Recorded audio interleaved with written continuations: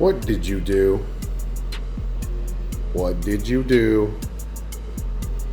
Who put all the coolant in the floor?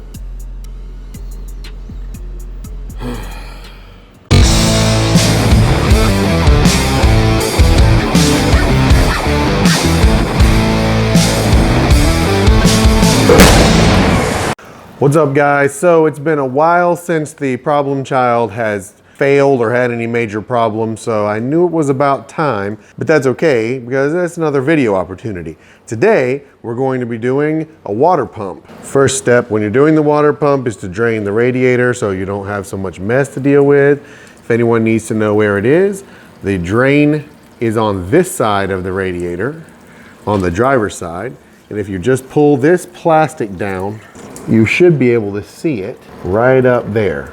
Okay, once you have drained the radiator with the cap off, because if you leave the cap on, it's probably not going to drain all the way. The next thing you're going to do is going to be dependent slightly on what year car you have. Most 97s have a coolant reservoir that sits over here. And this particular one, I have actually retrofitted it to the later model ones, like my 99 has. Either way, if you have this style, you're gonna probably wanna get that out of your way. So what I'm gonna do here is take this bolt out. I'm actually missing the second bolt on this one. Then I'm just gonna leave it attached to the radiator and lay it over here out of the way. Then it's just a matter of taking the belts off, which are not very difficult, pretty straightforward. You've got an auto tensioner right here. You'll need to push back and pull the belt off and then pull the other tensioner back there and pull that belt off. Okay, so a long 15 should take care of both of those tensioners. One thing that I did not mention before though, if you don't have power tools, now would be a better time to take these bolts loose before you take the belt off. I'm not worried about it because I have a power ratchet that'll take that loose just fine. But if you don't, now would be the time before. Otherwise, once the belts are off, the next thing to do is take this water pump pulley right down here off. So 4 8mm bolts later, and the water pump pulley is off. Now you've got pretty much almost the whole thing uncovered.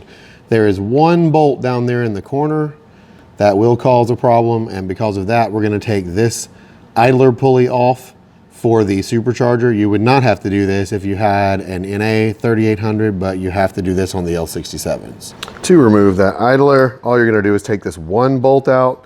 That is a special bolt with a T50 Torx head on it. Some loose parts will come out. Make sure you watch for this washer so that it doesn't fall out and get lost. But other than that, all I did was take a long ratchet and a T50 socket and backed it out a little bit, unscrewed it the rest of it with my hand, so that was pretty simple. You will also need to take the power steering pulley, the power steering pump loose. You don't have to disconnect the lines or anything, just take the bolts out of it and let it sit down there out of the way.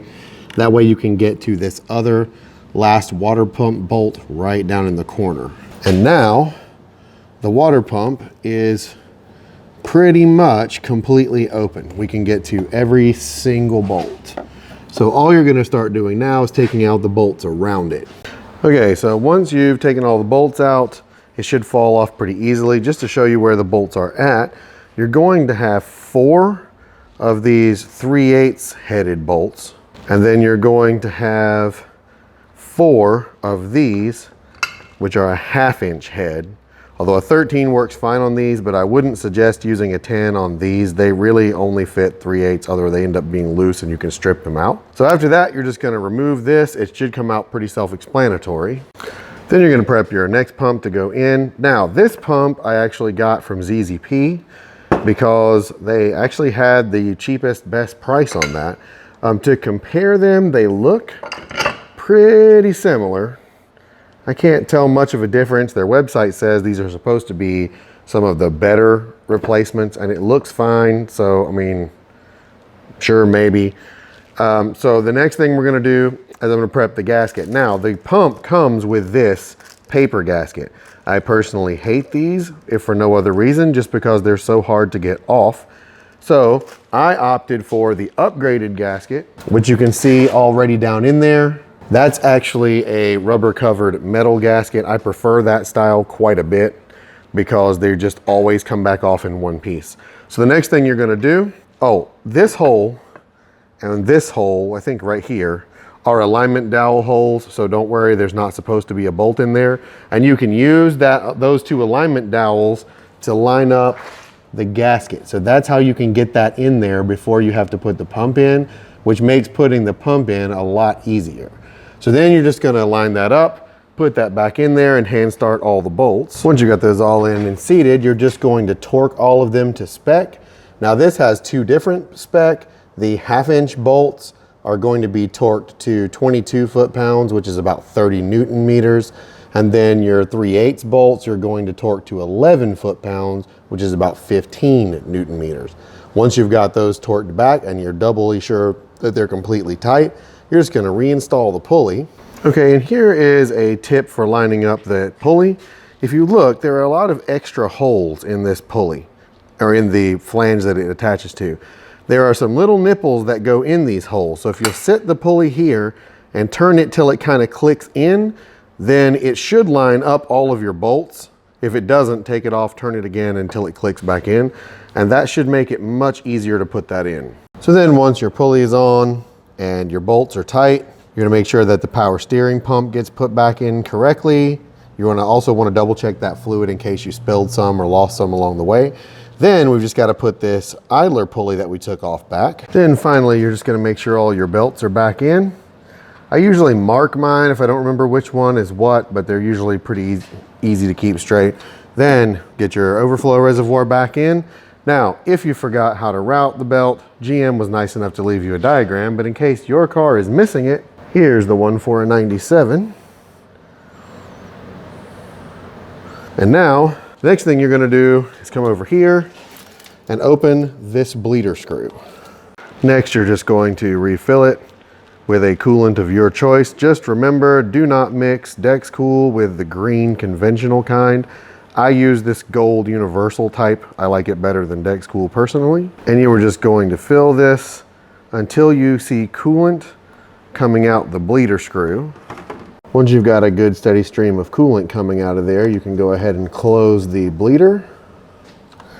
Make sure that you're topped off and full and go ahead and start it. Then you want to make sure that your vents are turned on and turned to heat to make sure you've got good coolant flow through the heater core. Okay, so my procedure for making sure that all of the air is out of the cooling system is essentially once I've used the bleeder to get as much air out as I can, I will generally let it run and warm all the way up to operating temperature and make sure that I have heat. Once that's good, I'll shut it off, let it cool back down, watch for the level to drop and top it back off. And then if I can drive it after that and I don't have any problems, odds are I'm good to go. Just make sure to also top off your overflow reservoir. And that's pretty much it. Everything's in. I've warmed it up a couple times. It's air-free and doing what it's supposed to now. So I am done with this video. Make sure that you guys like it, subscribe to my channel if you're new here, and hit the bell icon if you have not done so yet. Also, if you know anyone who could use this video, please share it to people. We are almost sort of getting within sight range of that fabled 1,000 subscriber mark, which is a number that I literally actually told someone at some point that I thought I would never actually hit, and it would be really, really cool to be wrong about that. So if you can, please share, but thank you for all the support that you give me. Anyway, I will see you guys in the next video. Thank you so much, and peace.